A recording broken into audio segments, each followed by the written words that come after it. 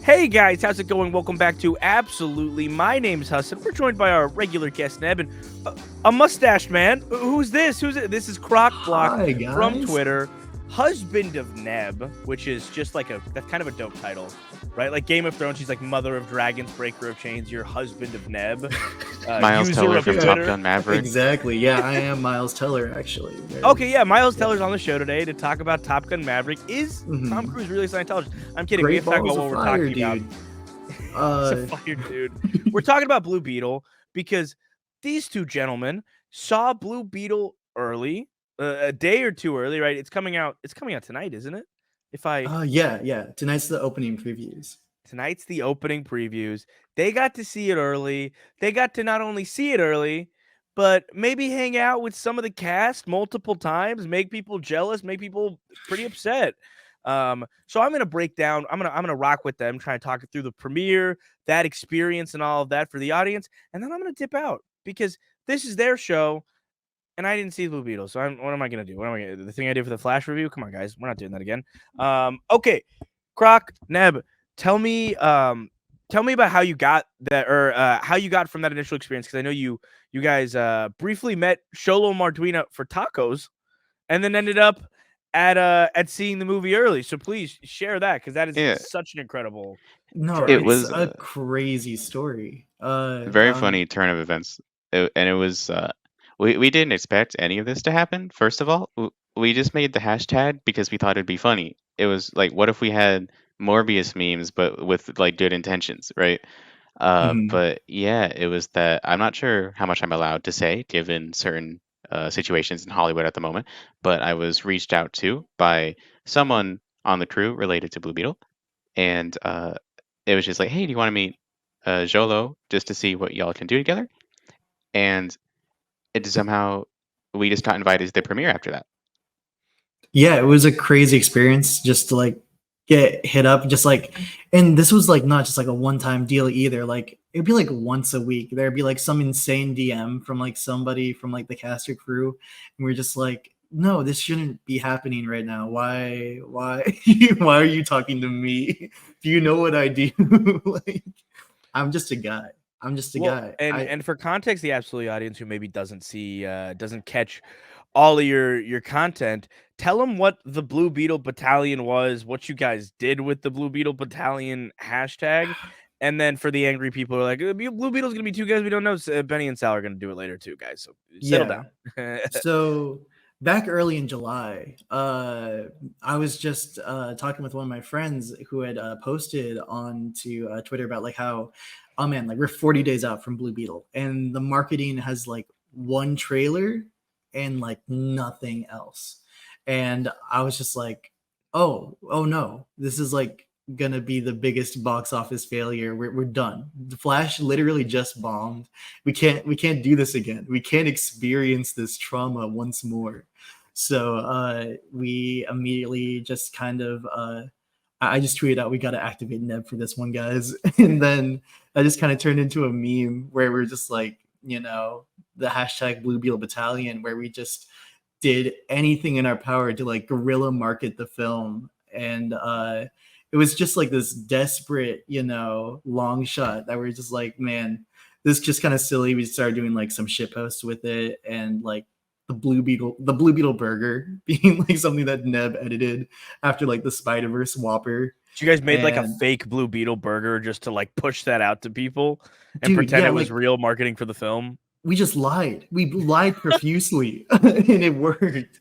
Like my friend AJ, he made this extremely intricate like Blue Beetle soundtrack, and Neb worked on that too. Like they have like fake songs that were getting reported on, like they had like Blackpink on there, and like Boys a Beetle Part 2 from you know, uh Ice Spice. And I was just like, dude, what are they cooking? And it was just like stuff like that where it was just like good spirited fun, and it just kind of like spiraled out of control, and it really became like this sensational hit on Twitter, which was really funny to see. And then yeah, no, we just kind of went from there, and then people were starting to like reach out to us and be like, hey, this is like really cool, and we want to like collaborate with you guys and do something for the Blue Beetle Battalion. So I just kind of spiraled from there, and it's been an amazing experience. That is incredible. So you created the Blue Beetle Battalion, you picked up some traction, then you got reached out to by some unnamed sources somewhere in the ether, and then you guys got to meet one of the actors from it, not in like a press junket event, which is usually where most of us get to meet these people, and it's very, it's very structural, and even if you're getting to like really connect with them and shake hands and stuff, even if you like each other, it is a press event, and there are cookie cutter talking points and like very normal ways to talk. You guys get to have fucking tacos with Sholo Marduina. I hear it's Neb's first time getting tacos as well. How was that? It was, yeah. Yeah. Neb, you That want to was take it? crazy. Yeah. No, that was just really funny because I just have a specific eating disorder where I've just never had them before. And it was just like, well, I guess now's the time. Out of all time, I can say I had my first tacos with Blue Beetle. That's really funny. Uh, and yeah, it's We agreed that we're going to write that on your grave. That's just going to be like the one thing. Tacos oh with yeah, Blue for sure. Beetle, and then if something bad Hmm. happens and Sholo gets canceled down the road, you're just gonna like scrape it off his tombstone. Like, Yeah, I'm whoops. just going to have to go back to Then the it's like site. you just have to write "was on Twitter" again. You erase it. Neb's good takes. Neb's good takes. That's actually really funny. Speaking of Neb's good takes, when we got to the premiere, we had a whole fiasco trying to figure out like how we'd even get in because we got the email right and the tickets, but they were like, apparently we just thought we'd be like general like admission. That was not the case. We actually got like the VIP influencer admission, and we had to go on a wild goose chase to like find them because we went just through the general, and they were like, "Yeah, we're on the thing. We have the thing." And there's like, "Well, you're not over here." So we finally got over there, and we're just like, "Certainly, this couldn't be us." And then we saw like this piece of paper that just had at Neb's good takes on it with like our ticket and admission stuff, and I was just like, "Oh, excuse me, Mr. Neb's good take, my influencer celebrity husband." Is I'm putting truly that on the fridge. notable. Yeah. Wow, that's incredible. So going to this premiere, tell us a little bit about that. How was that experience? Do you want to go or? Yeah, sure. I mean, it was at the Chinese Theater out in LA, and Iconic location. oh, it Truly. was gorgeous. I mean, the exterior not so much. It's LA, and I don't know if you know about LA, but it's like kind of No, that it's place outside is very, very bad. no, It it's is a very hell. bad place. It's really scary. But you know, you go into the theater, you go inside, like you know, the courtyard for the theater, and they had like a blue carpet rolled out. They had some like so it's the movie is sponsored by Toyota, and once you see the movie, you'll understand why. But they had like a Blue Beetle truck, which was really funny. That was just like completely covered in Blue Beetle merchandise and licensing. And yeah, they had a blue carpet, a couple posters. They had the suit there too, which was just like really cool. Seen the suit a couple times before at like Comic Con and stuff like that, but like yeah, I just it never gets old to see that suit because it's just so fucking. Excuse me, it is so gorgeous, man. I'm so sorry, Platt.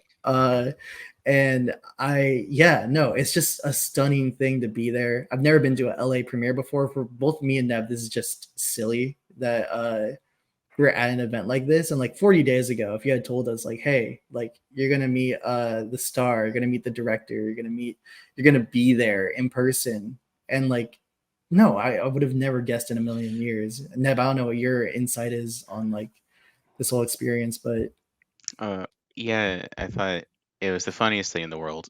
Like, so this only really happened because of the circumstances and the strike and everything. And just, this movie was in a very strange spot. They did have a lot of marketing lined up, ugh, but they just literally can't do it. So, inviting fans to this kind of thing is not necessarily a common practice. I mean, we're we're like kind of bait accounts for like Twitter at least, but compared to TikTok influencers, it's not even close. But we did try to start this thing, and they did feel very appreciative. So we got there, we were approached by a couple people, and then we just got in the screening. Most insane, beautiful architectural like marvel I've ever seen. This theater, it was difficult just to not stare at the ceiling the whole time. Like it's you really just have to see it to understand, and it was cool It feels scenes. like Very you're cool. like it feels like you're in the Sistine Chapel. Like you see like, the the statue of David or something like that. And it's like, I mean, I'm just like in this movie theater and just like the entire ceiling was just like adorned with like I don't remember what was it. I think it was just like there's like a circle of angels just on the ceiling. And it's like, wow, this is like how did they build this? How did they erect this? Like That's that's incredible. insane. Yeah. So yeah, gorgeous place, super expensive. A lot of people really, and just like you just be like looking around, just be like, oh, there's like insert person here, insert person there. It's just like I can't believe that this is it. I've seen like so many like pictures and videos of like red carpets and stuff like that, but to be there in the flesh, it's just like an Wow. insane experience. Yeah, Well, and that's incredible, and I feel like this should be the time for me to leave it to you guys, so you can yeah, actually talk about this movie. Because I'm sure some people enjoyed the little nugget of telling us about what the experience is. The rest of these people just want spoiler/non-spoiler review. That's what we're getting right here with Neb's good takes and Croc Block. I'm gonna tap out. I'll be here, guys. I'll be in the chat with you. But yeah, I'm gonna let them take lead. Bye, guys. Thank you so all much, right. Hassan. Love you forever. Thank you, Hassan. But yeah, it's it. There's a lot to go over. First of all, it was crazy to see the movie in a majority Latino audience, um, and yeah, so the energy was palpable. I've never obviously been in an auditorium this big before. I had to look it up, and it is like the Guinness biggest IMAX auditorium on the planet, which I thought was really funny. And it is hard to understand the perspective of that until you walk in. And everybody's just so genuinely excited to see this movie, and you can tell there's like obviously a lot of people in production who are there, and like different departments of VFX, things like that. And it's really cute because the director walked out and thanked all the specific departments specifically. And once, whenever they get shouted out, it's different portions of the crowd reacting and applauding. And it's just, the atmosphere is so cool. And the actual movie itself was just insane. Obviously, when you see a movie like this in that kind of environment, it's it's not the same. You're going to be more excited, even if the movie's terrible, right? You're going to have a great time just because of the atmosphere and everything. Fortunately, the movie is not terrible. In fact, I'd say it's the best DC movie since The Suicide Squad, in my opinion.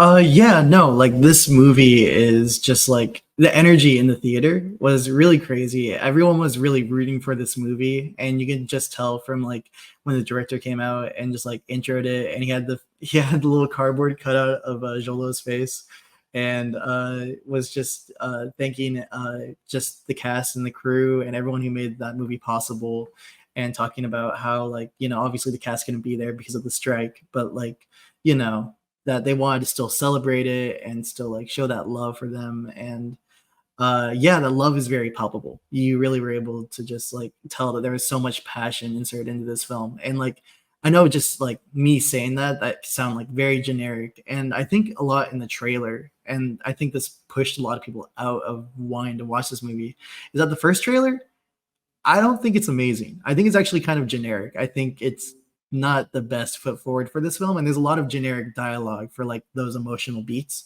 But unlike a lot of other movies that would include lines like these, this movie feels like it truly earns all of those lines. So they aren't just like generic, like, my family is my strength. Like, it's the most generic line of all time. But like in this movie, they earn it. And it feels like so rewarding when he, finally says it. And so many of the moments in this film, like, got that like just that audience applause, and everyone was rallying, and just like it was truly such an one of a kind experience to watch this movie. And yeah, no, if we want to talk just like about some spoiler free aspects about it, I think we can just start heading into it now. uh I think that just I mean, I don't even know where to start. Uh, yeah, I just wanted to clear something up immediately, which was that yes, the movie is formulaic and there's a lot of stuff that you've seen before. However, I'd argue that Into the Spider-Verse was also formulaic. In fact, it has the exact same, the protagonist gets these abilities, he struggles with them, he finally like does something, but then he like gets to his lowest of lows in like the end of the second act, then he has to rise above and this and that. Spider-Verse did that and nobody complained because it's just great, right? And Blue Beetle, I wouldn't say it's as good as Spider-Verse, to be fair. I'd say I love it as much as Into the Spider-Verse, and obviously Across the Spider-Verse is just one of the best movies I've ever seen. So I know it's hard to beat, but I'd say it is that good. I just had a great time. I think for live action comic book films this year, I think it would definitely be like top three, maybe even like personally. I know recency bias, but it's probably my favorite right now. Just like It's my favorite the too, for sure. VFX in this film are so gorgeous and so polished, and it's not like one of those films where you watch it and you're just like, oh man, the CGI is not done, or they abuse their VFX artists. I don't know what happened behind the scenes, so maybe they did. But it's one of those things where like you watch it and you're just like, man, you can tell that they really took the time to polish this film, get it done right. And yeah, even though it is kind of like, it's stuff you've seen before, but it's stuff you like, all these elements put together. If you do something that's been done before, but you do it right, and you're able to add new elements and combine them all in a certain way, like you can still make like a really exciting and refreshing product out of it. And I feel like Blue Beetle was just that. And there are so many aspects of it as that, not just as like a general audience, but even like as a comic book fan, stuff that I picked up on that I was just like, man, I really enjoyed this film. It just feels like something. It feels like a 90s film. It feels like a film like you would watch on VHS and just wear it out.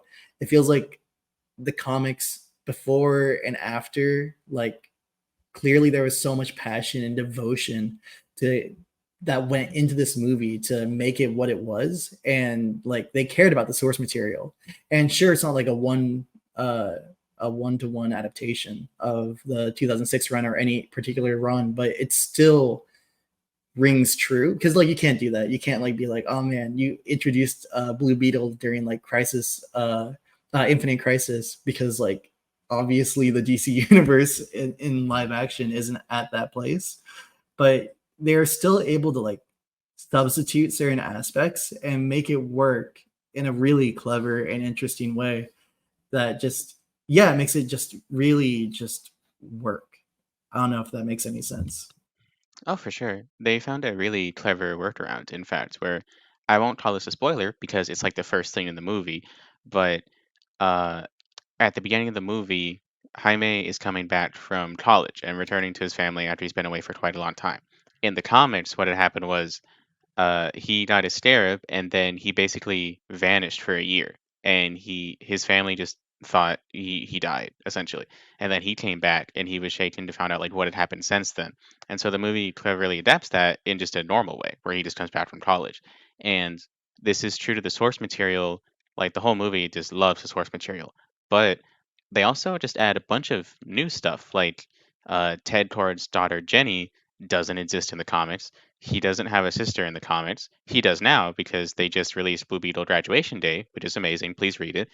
And it's a spiritual tie-in to the movie. So now that character is introduced. But yeah, they introduced a lot of new things. I don't think George Lopez's character, Uncle Rudy, I'm not sure if that's a comics character, but I'm pretty sure he's not. And the Yeah, no, like Victoria Cord, Rudy Reyes,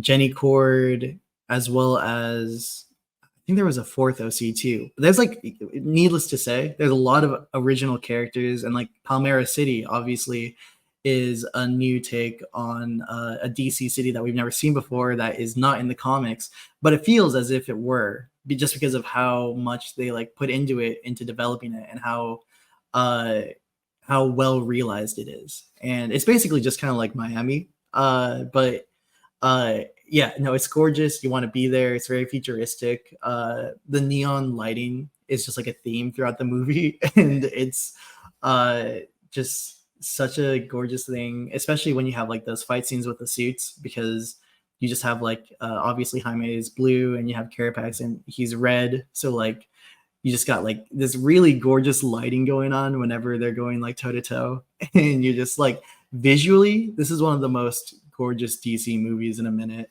and you can really tell just on a technical aspect when it comes to creating this film that there's a lot here that you don't see in a lot of other DC films. You're not, or like Marvel films per se, where like every movie's just ugly and gray. Uh, I love the MCU. I know if you follow my Twitter, you probably don't think I do. I do love the MCU. It's awful to see where it's at right now, but yeah, no, this it's filled with color and life and love, and I feel like those three words really encapsulate the experience of watching this film. And just like it's hard to get mad at. I was literally talking to I was talking to the director after the movie, and probably not the best thing I could have said, but I just felt the need to. Where he was talking about like how he's been going on tour for the movie, and he's been kind of doing the Sasha Kaye thing of being like the only person able to promote it due to the circumstances of the movie and Hollywood right now. And he's really been doing like, God bless him. Like he's doing everything. He's on all these different screenings. He's the only person able to speak up and be like, "Hey, watch my movie." And I was telling him, I was just like, "Hey, man, like if you don't like Blue Beetle, if like somebody watches this movie and is like a hater or just doesn't enjoy it, uh, they should just kill themselves." I realized after I said that maybe that wasn't the best thing to say, but I did say that directly to the director, and he got a laugh out of that. But I really kind of, I mean, I don't mean it. Obviously, don't kill yourself over a movie, and if you enjoyed it or not. But I still think that this movie just has so much love and is so enjoyable that it's like it's hard not to appreciate. It's hard not to love, and yeah, if you don't like it, you're just kind of being like a hater, or like I don't know, maybe it's just not your cup of tea. That's fine, but I would strongly suspect if you like the genre of superhero films, or you're just craving to see like a Latino lead or a Latino story, that you're gonna have a lot of fun with this movie. And yeah, I know that I did, and Neb did as well. So Yeah, someone asked in the chat if the director got the joke. Don't worry, he thought it was very funny. Uh, thank goodness. Yeah, it's it's just really hard to hate. I mean, I've seen some negative reviews anyway, but it's just I don't know. It's especially I think if you recall, this was supposed to be released on Max or HBO Max at the time, and if that actually happened and it was a streaming only movie, most of you you'd be kind of upset watching it and seeing how it really is a theatrical film in every way. It was filmed in IMAX. The VFX are more polished than theatrical releases. It just has more heart than they do. It looks beautiful. It's just it's mind blowing that that was the plan, right? And I'm not sure how much of it was filmed knowing that or afterwards, but still. And I think one of the funniest parts of the movie is so as I mentioned before, we got to see it in a majority Latino crowd, and I am possibly the whitest person on earth, but I know a couple things here and there, and there's thank you. There's a lot of jokes in the movie, so okay, a lot of the movie is in Spanish, but it's subtitled. However, there's a lot of Spanish dialogue that is also not subtitled. It's just that you can infer what they're saying, and it's totally fine. And arguably, it's funnier that way. This movie's hilarious, especially George Lopez.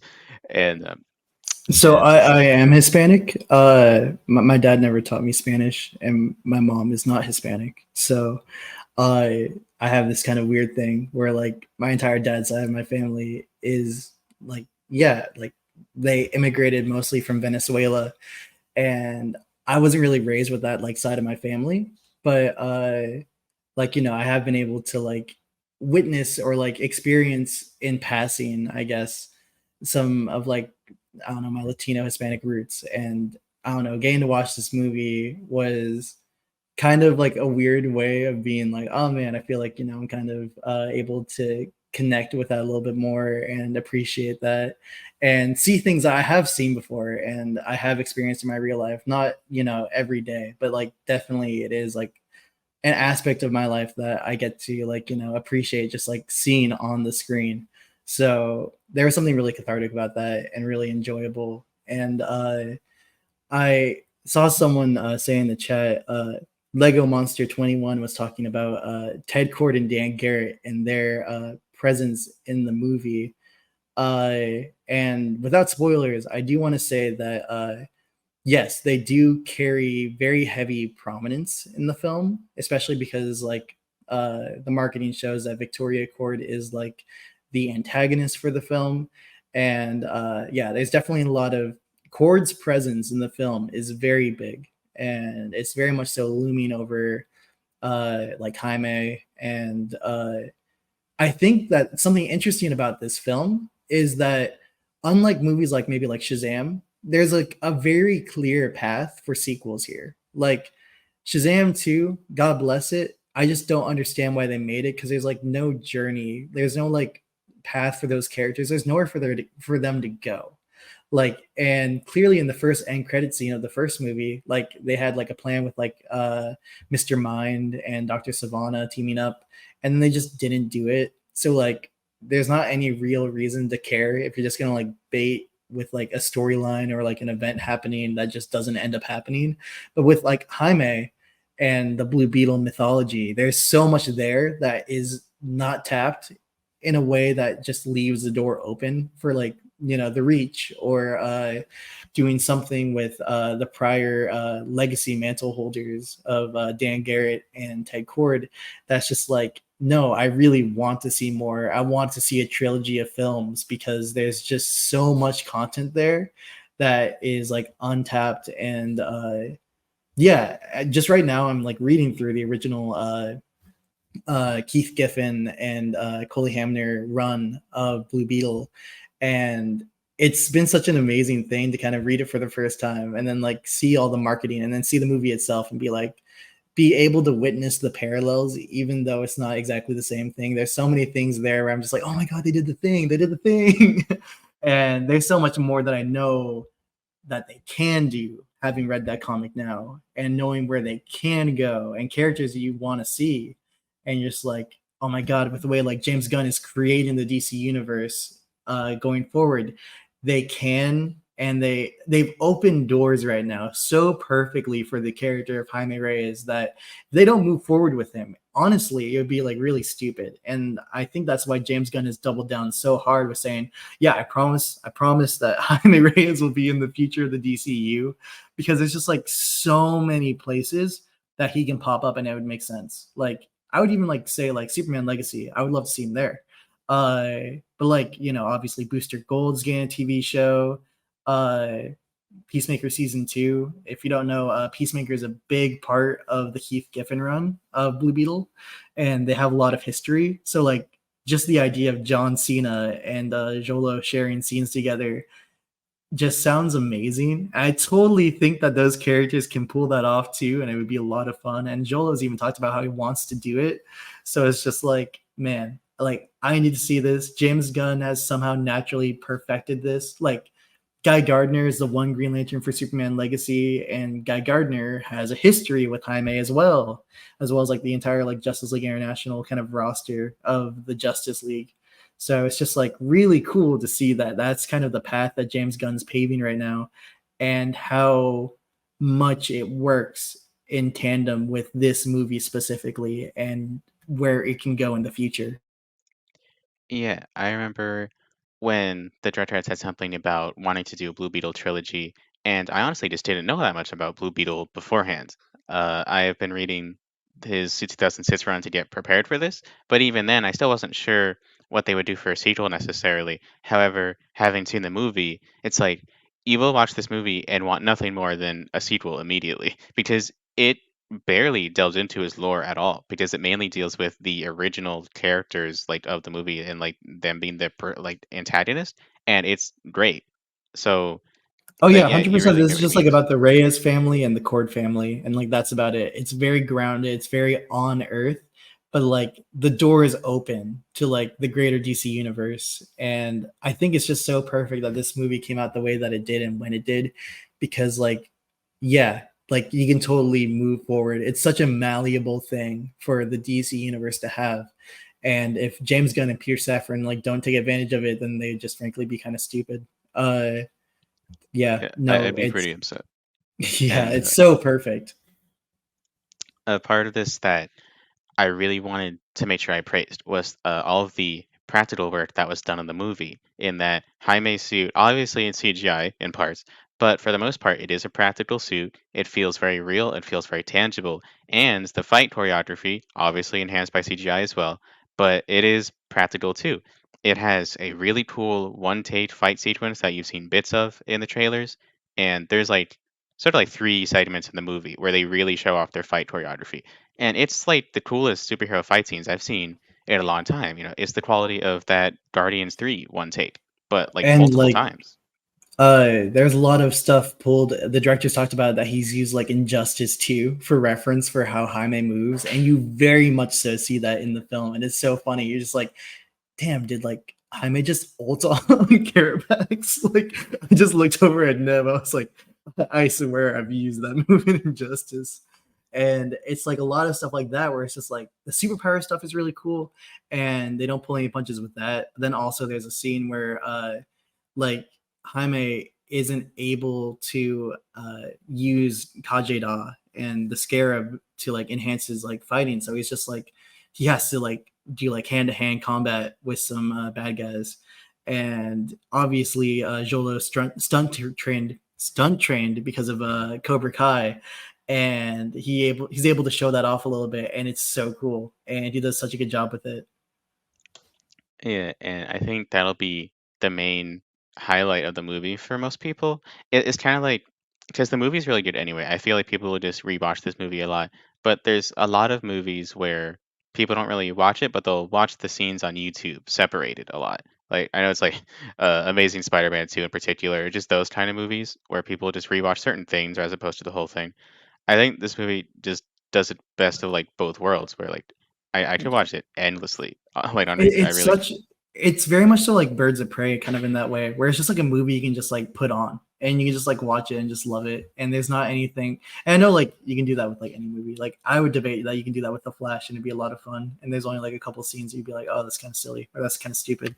I know that I'm maybe in the odd crowd on that one, but yeah, no, Blue Beetle definitely feels like one of those movies where you can just put it on and just really find yourself getting sucked back into it and just yeah, no, it's just strong. It's just a very strong experience where it just feels like you're not watching your average like Cape Fair, even though it is kind of it's such a fresh take on it that it doesn't feel like, oh man, here we go again. We're doing and like that's an understandable fatigue. Because you have movies where it just feels like, oh man, we're just doing another solo introduction, or we're introducing characters, we're pioneering a path outward, but we're not going deep. Is something that I think can be said a lot about a lot of like Marvel and DC projects right now. Like you're introducing Moon Knight, you're introducing She-Hulk, you're introducing Blue Beetle, you're introducing Black Adam, you're introducing Justice Society of America. You're doing all these things. You're paving all this way, but like then they don't show up in anything else. And like obviously there's the promise that like, oh man, Secret Wars, or oh man, the King Dynasty, and DC is just like, oh, good luck, man. But there's that whole thing where it's just like it just feels like, oh man, we're doing the same origin story over and over and over again, and it doesn't mean anything because these characters aren't really going anywhere.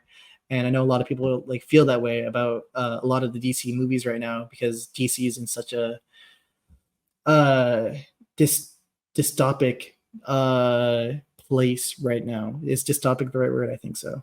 Maybe yeah, not, but it's not looking no. good. It's close enough.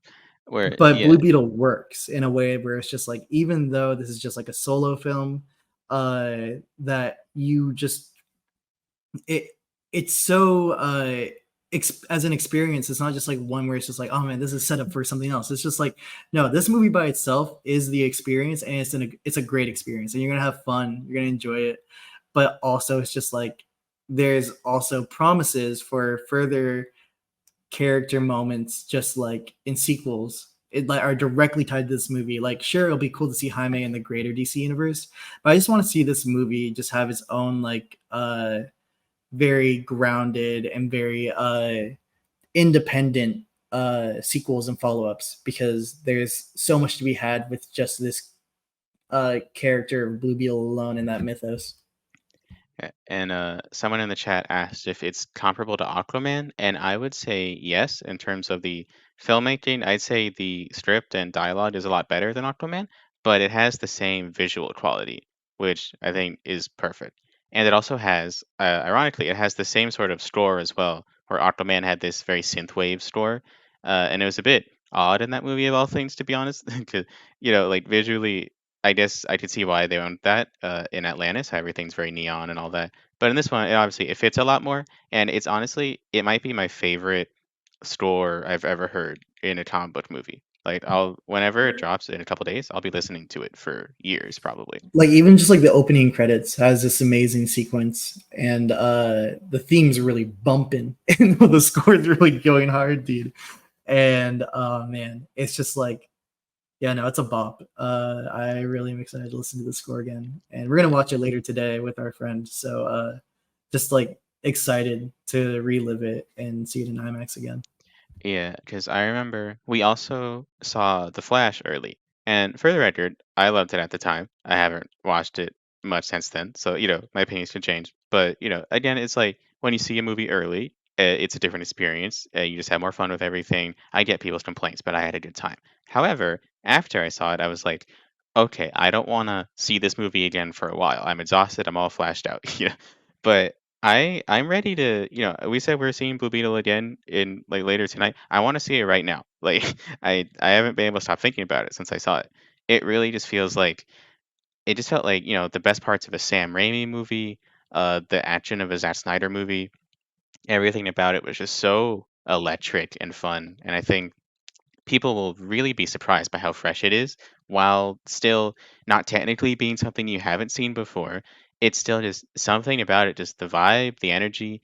It really is just electric. That's the word I'd use to describe it. Where And it's I think not a red everything is superhero with a lightning bolt, so that's we cool. finally He's blue finally, this right. time, guys. He's blue. Yeah. We finally My got something favorite comment different. right now in the chat right now is Mr. Harmies is just like, do you think Blue Beetle will win an ochre? I I think it think will, dude. yes, absolutely. If the Oscars were fair, it would actually have a chance at having best score, but I digress. Yeah, it's a great time, and I'm just so excited for everybody to see it so we can talk about it. When it comes out on digital, I'm gonna make like 3 billion gifs from it. I'm gonna be. I need this movie to be a success. It's not looking likely, but like I'm just telling you, please just go see this movie. See it more than once because you'll want to. Tell your friends, tell your family, tell everybody. No, yeah, We it's need to. like the Blue Beetle Battalion was like, all in good fun. And it's just because like I'm a DC fan at heart. I want to support these movies. I want to see these things do well. I love the comics and all this stuff. And like but like when we first started it, it was just like one trailer came out and it looked kind of generic. And I was like, man, maybe I'm not backing the right horse on this one, but like I'm a DC fan, we're gonna do it, we're gonna go for it. But I've just been like, and then like more stuff started like to trickle out. I'm just like, wait, is this actually good? Like, is this like actually gonna be an amazing movie? And then like as more stuff started coming out, they could really tell that they just put a lot of passion and care into it. Like even just like the marketing, like, a little tangent. We got Big Belly Burger at the premiere party, and that was crazy. That's definitely one off the bucket list right there. Yeah, I wanted to talk about it a bit with when Hassan was here, but we did go to the after party, which was insane because again, we're not trying to flex and talk about this like, oh, you guys were at the after party, right? It's just because we're just two silly Twitter accounts, right? And we're just suddenly in this like premiere after party with like these big belly burger sliders and fries and tacos, and there's just this scarab they have in a pool. It's crazy. We just never been to anything like that, and it was just yeah, you really got the sense that the cast was not able to be there because of the strike, obviously, but there's a lot of directors and producers there, so we got to Peter talk to a lot Safran of was cool there. people. Peter Safford was there. I didn't talk to him, but yeah, We ran into Andy Muschietti, which was crazy. yeah, The director was he's super sweet, adorable. and he was just kind of like, and he recognized us off the bat because we've been talking with him a little bit, and he was like so sweet, and he was giving us like intros to all these people in like the VIP lounge area, and we're just like, this shouldn't be happening. And he was like, no, these guys made the Blue Beetle Battalion, guys. And all of them were just like, what is that? And he was just trying to explain it. And I had literally nothing to say because I was just starstruck, and so was Neb. So we were just kind of there smiling and trying to look pretty, and just Angel Manuel Soto was just so passionate, and he was so loving and caring. He was just like, "This night is about you." And I was like, "No, you made this movie. You're the director. It's clearly about you." But, I wanted uh, to tell a story because I thought it was really funny where we had a few different encounters at the time where first of all we met the director so excited because we had been talking to him beforehand as well. He's really just like one of us, just like anyone in the chat really. He loves memes and he loves all that. So he's really grateful. And he would just excitedly introduce us to people there, like producers and things. We had been thanked personally by several producers there because, they saw the writing on the wall, just it wasn't looking good for the marketing, this and that. And they really appreciated that we like tried to get this movie more out there.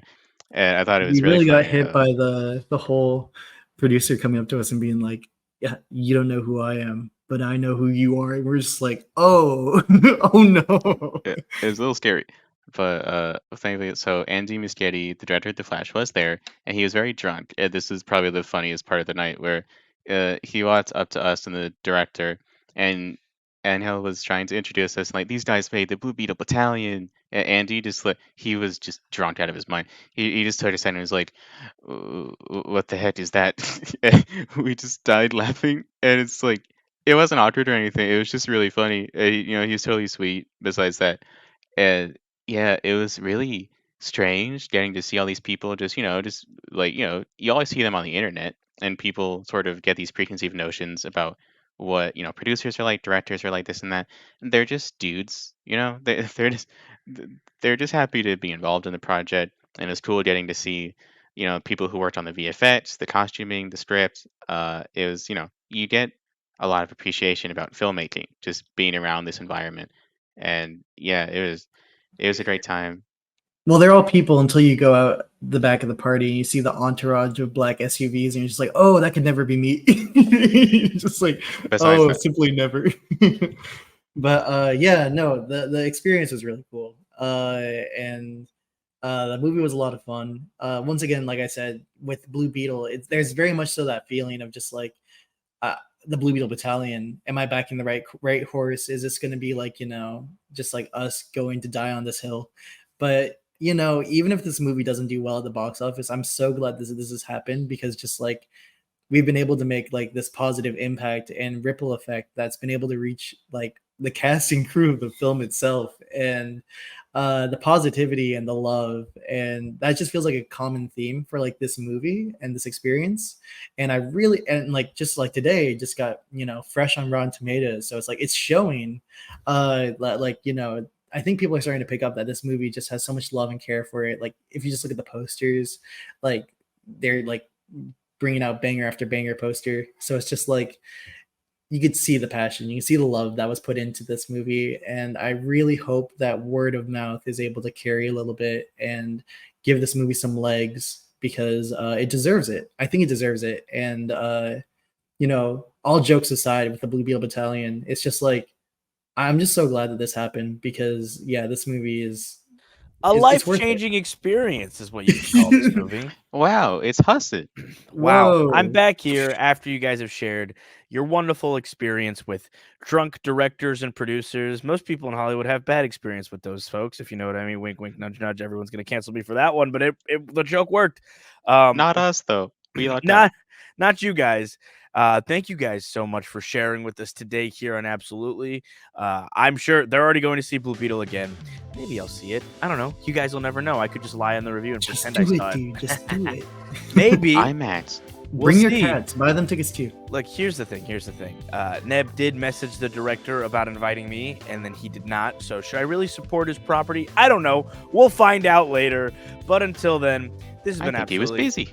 Yeah, whatever. Stay busy, buddy. Okay, this is Neb's Good Takes. That's Croc Block, and we'll see you guys next time. Don't forget to catch the Benny and Sal review of Blue Beetle shortly, sometime this week on the channel. See you guys next time. Bye.